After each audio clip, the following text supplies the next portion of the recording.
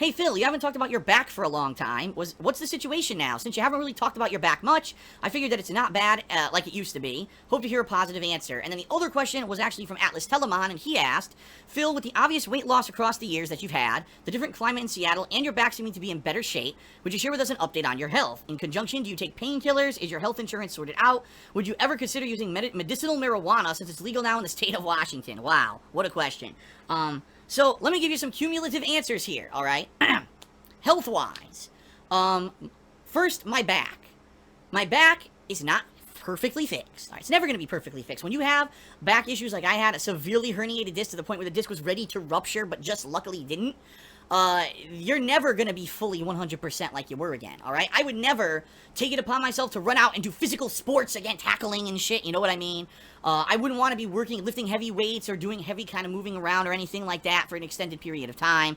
Not to say that there aren't physical things that I do, but that if I do them, I try to really keep them down so that I don't overdo it and end up re-injuring myself. Now, the good news is, for the most part, since I've moved to the state of Washington, my back only hurts in certain situations. If I'm on my feet for an extended period of time, or if I'm in the same position for an extended period of time. So if I'm sitting here for 6 hours not moving, playing a game, and I get up, my back hurts. So that's why I take breaks during my streams and stuff so that I can walk around and stretch out and not have my back be all jacked up all day, okay?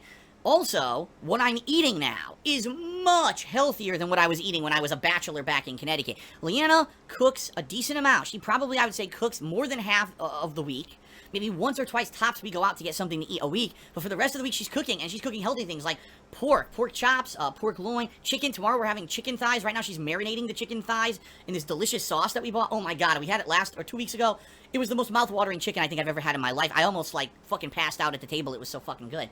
I'm not eating the fast food crap that I was eating all the time when I was a bachelor in Connecticut. So right now, you know, diet-wise, my body is much better than it ever has been. There was a time when I was in Connecticut, my back always hurt. I always had shooting nerve pain, okay? It got to the point where my legs were numb. That's how bad my back was. That's really bad. When you get numbness in your limbs, you're in trouble, okay? It means that you are on the precipice of being paralyzed. One step away. But I never took painkillers. Never. Because I have a few people in my family who have addictive personalities, and they got addicted to some bad stuff. And in particular, one of them is a close relative of mine, who will remain nameless, but has never in their entire life been off of something. Let's put it that way. And I know for a fact that more than likely, with the kind of person that I am, with the history that I am, that I tend to sometimes get addicted to certain things, that if I were to start taking painkillers, I may become dependent on them. Now I can't even start my day until I have my painkiller today, right? I gotta pop the pills. And I don't want that life. I don't want to become a zombie. I don't want to become a slave to it and then become where the whole life is about it, right? So I do self-medicate. When I do have some pain in my back, I have a drink or two to numb it a little bit. And I try not to go overboard with any kind of self-medication that I do. No, I don't smoke marijuana, and I've already said this before, and I've said it again, I never will, because I hate smoking. I hate the feeling of smoke in my lungs, because I actually have weak lungs, because my mother was a chain smoker. She still is a chain smoker. And I grew up in a house where it was constantly full of cigarette smoke. She smoked when she was pregnant, and I have very weak lungs. So I wouldn't, you always hear me sometimes, I'm coughing and everything. It's mostly because of my health issues with my lungs and stuff like that. If it's a cold winter's day and there's a cold breeze coming by, I can't breathe. The cold air actually makes my lungs freeze up, because my lungs are not like the strongest that there are. They're actually much weaker than a lot of other people's. So, I tried smoking when I was in high school. I smoked marijuana too, I'll openly admit it, yes. I hate it. I hate that feeling of smoke in my lung. It hurts me. It actually makes me feel ill. So, I never would want to smoke marijuana. And painkillers, I would not want to get hooked on. So, I never have professionally medicated anything with my back or anything like that. It's always just been self-medication if I had anything, alright? Now, I believe you had one more question in here. Hold on. Oh, the health insurance situation. He says, is my health insurance sorted out? In regards to this, if you're not aware, last year I had a lot of problems with my health. I had some issues with my foot having pain and swelling up, and I had to go to the doctor for it. And it ended up costing me over $1,000 just to go to the doctor, get an x-ray, and get a blood test, and get a medication. Those 4 things I needed to get done.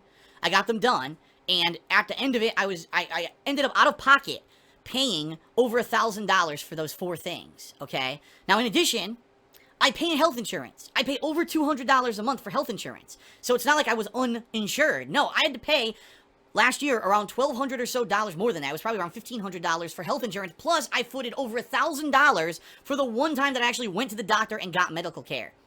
That's how health insurance works in the United States if you actually are self-employed. Because the bottom line is, if you work for an employer who has like a group plan, the group plans are generally covered a lot better and you don't have as high of much of a deductible or anything like that. So what that means is you can pretty much go get anything taken care of. You don't have to worry about paying a lot out of pocket. On the flip side, if you don't have a job in the United States, you're covered by welfare and or Medicare or whatever it is, and you get free health care. Free! You never get a bill. You can go for anything, and it's free. But me, because I'm in the middle, I'm middle class, I'm self-employed, I'm fucked. And the bottom line is, it wasn't like that until President Obama launched this Obamacare initiative a couple years ago. So literally what happened, Obamacare raised my healthcare costs by thousands of dollars a year. If I'm sick and I go to the doctor, I have to pay a ridiculous amount of money. And I'll be honest, right now, I have a problem with my jaw. On my right-hand side, I've been talking about it sometimes on pre-streams lately. The right-hand side of my mouth. Right now, I can't close it all the way. If I do, I get excruciating pain right here in the joint, all right? If I actually take my jaw like this and I move it like this, okay, to the side, I get sharp pain right here. But then when I release it, it goes away, and now I can close my jaw. No pain. The problem is it only lasts about 20 minutes or so, and then the pain comes back. Since Obamacare went into effect, they did a survey, and they said, how many people go to the doctor and don't? Healthcare spending has plummeted since Obamacare went into effect. Because what happened is, all the middle class are saying, fuck it, we don't have money to pay for everything every time we need to go to the doctor, so they just don't go anymore. So you've got millions of middle class Americans who are sick, who are in pain all the time, and they can't afford it, so they're just not going to the doctor and they're suffering at home, like me, because of it, because Obama is a fucking idiot and didn't think his whole plan through. He thought halfway, I'll help this group of people, but what will the repercussions be for everyone else? Who cares about that? I care about this one group of people, and they fucked everyone else. And this is what, unfortunately, what happens with a lot of things in the United States government, is you get well-intentioned people. I have no problem with the fact that Obama wanted to help lower-class people who had no health insurance. None.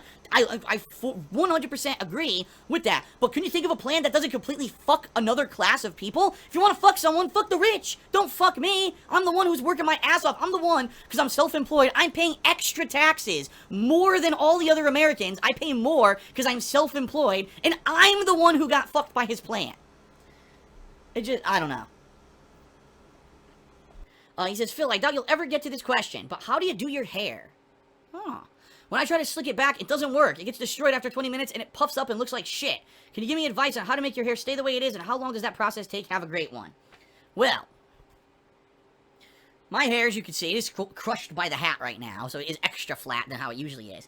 But I am a big chunk Italian, and in my heritage, it just is oily. Oily skin, oily hair. I've always had oily skin and oily hair. So because I have oily hair, I'm actually able to just take a brush, I have a brush, and I wet it, and I brush my hair back. It takes me about 5 minutes. I brush it into place, and for the most part, unless I'm like fresh out of the shower, and it puffs up a little bit when it dries, for the most part, the natural oils in my hair let it stay. Now, when I first started with this hairdo, I didn't know that, and I actually had hair gel. I was buying hair gels and stuff, and I was combing it back with this hair gel, and it looked alright, but number one, it smelled. All hair gel has a smell to it, and I didn't like the smell. And number two, what actually ended up happening was I would sweat because of the hair gel would make my hair heavy. My head would sweat, and I ended up getting rashes all across the back of my neck and on my ears from this hair gel because of it. And after using it for about 1.5 years, when I started doing my hair like this, I said, fuck it, just for the hell of it, I'm going to stop using the hair gel. And I stopped using the hair gel. I just started brushing my hair back with water, and it's fine. So I never needed the hair gel to begin with. If you have hair that's drier and doesn't have the natural oils to hold it in place, you're going to need to get some kind of a hair gel. I don't recommend getting the cakey shit because it ends up flaking, it ends up being really heavy. You can get one that's a lighter hold, okay? I've never used hairspray. I've heard some people use hairspray and have success with it. But for the most part, the 2-year experiment I had with hair gel, it worked, but it was horrible for my skin. I ended up stopped using it, and now I just use water and oil, and we're all good, all right?